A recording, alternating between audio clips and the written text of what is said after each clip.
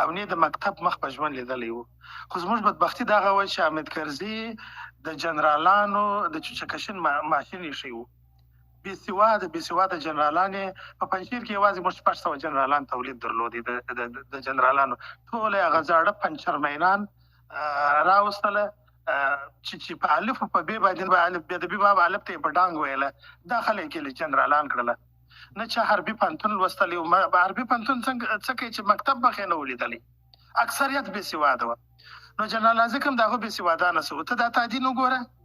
شریفي صاحب بخښنه غواړم، دوی داسې یو سند وړاندې کولی شي چې دا جنرال رازق تر 3 یا 4 صنف پورې چېرته اسناد لري او مکتب یې ویلی؟ هېڅ شی وړاندې کولی دروغ دي، مطلق دروغ دي. دی له غړی و. دی په د لاس ګاډي بولدک ولسوالۍ ته چې ولاړ شئ پاسپورټونه وګورئ، د رازق د وخت پاسپورټونه د تعدین د وخت ټولو کې ګوتې لګولې دي. چا ګوتې لګولې دي؟ قمندان د امنیې ګوتې لګولې دي امضا په جای باندې، تعدین او جنرال رازق. بالکل خبره دا ده دی د جمهوریت تر مخه د لاس په ګاډۍ کې د انجن یې اړولې، چمن ته پاکستان ته بې اړولې په ګریزي. هغه به نو د پاکستان ملیشه به ډنډه پسې ځغلوله، په دې خلکو پسې هر یو به شاته په ډزه وه، دوی به منډې وهلې. د دوی دغه کار و، یا به د خره ټانګه چلوله یا به دا کار کاوه. خو په هر صورت د اکا چې و منصور او احمد خان د پخواني ټوپکیانو څخه و چې د ډاکټر نجیب په وخت کې په کندهار کې د کندهار په میدان کې ډېر زیات مهمات پراته وه. حتی د افغانستان هغه مډرنسرینه سلاح د هغه وخت چې د روسیې سلاح وه دا دلته زیاته پراته وه، په دې خاطر چې په کندهار کې ډېر زیات جنګونه وسوله. دغه یې وجه وه دوی نه غوښتله چې کندهار سقوط وکړي. په هغه وخت کې په 100,000 میله کلاشینکوفونه پراته وه، ګریسبنده تقریبا 3,000 میله توفنچې یوازې پرتې وې، هغه ګرده چورس ولې. دغه سلاوي دوی ټوله یوړلې پاکستان ته، ټولې پاکستان ته انتقال کړلې. په دغه چمن په دغه ګلستان کې په کرار دا ټوله خرڅ سولې.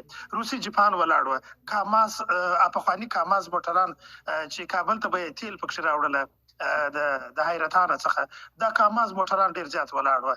خو په هر صورت دوی د هغه زړو ټوپکیانو څخه وه. پخوا هم ظلمونه کوله، بیا وروسته په دغه جمهوریت کې دی راپورته سو د بولدک ولسوالۍ. اول یې یو څو پوستې ورکړي، وروسته امنیه قومندان سو، بیا کرزي راپورته کوي رایې اوسئ په کندهار کې دی مامور کوي پر موږ باندې. زه دا خلکو ته وایم د جمهوریت منلی و، د قانون اساسي ته ژمن و. په قانون اساسي کې دته دا ویل سوي دي چې ولو کوم عمر په خپل ژوندی ونیسي، ته د هغه د وژلو حق نه لرې. څارنوالي شته، محکمه شته، عدلي او قضایي ارګانونه شته، هغه به عدلي او قضایي ارګانونه ته سپاري. تاسې د جنرال رازق رسنیز غږ به مو اورېدلی، ویډیو یې شته چې در ما پرې ژوندي مه راولئ، وژنې یې. دا د خپل سرې وژنې کولې. په کوم قانون اساسي کې، د قانون اساسي په کومه ماده کې دته دا واک د صلاحیت ورکول شوی و؟ دی په خپله د جمهوریت د وخت یو باغي و چې د په خپل قانون تر پښو لاندې کړی. پر دغه خبره باندې د دسه کرزي هم خوا دي سو ول کار به کولای. تا پر رسنۍ ته څه ضرورت چې تا پر رسنۍ کې دا خبره وکړه؟ دا خو د پلي لاس ځان د بشري حقوق په خله کې ځان ور واچوه. هغه پر تا باندې بیا څېړنیز راپورونه جوړي او دا راپورونه جوړ هم سوله. جنرال رازق لکه دوستم یو د جنگي جنایتکارانو څخه و، او بل اشرف غني دته ویل چې ته ما تبدیل کړی یا مکتوب ور واستوي. بیرته مکتوب ور وغورځوي، د چا پلار ما نسي ست کولای د دې ځای څخه. نو آیا ته چې د هغه امیر ته چې ته ژمن وې، د هغه امیر امر ته نه منې، تا د کرزي امر نه منې، په اخر کې سره خوابدي وس پر غلاو سره خوابدي سولس، تا د اشرف غني امر نه منې، نو ته چاته ژمن وې؟ دا ټوپک تا چاته اخیستی و؟ د کندهار ولس تاسو په عذاب و، تا د کندهار بازوګان مات کړل، تا د کندهار ملا مات کړل.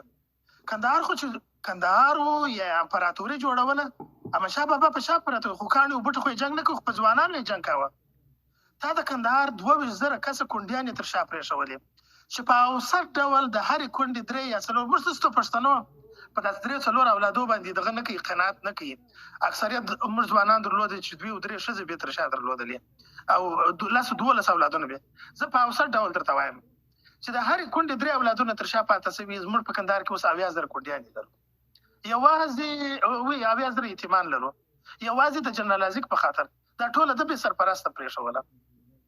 بیا ګوره وروره تا مړی وکړي سړی دې ووژي حد اقل سړی واخه په تابوت کې واچوه فامیل ته خو یې وسپاره نو ته په ریګو کې سپۍ ته ولې ورغورځوې؟ تا د کندهار د ځوانانو په غوښو باندې د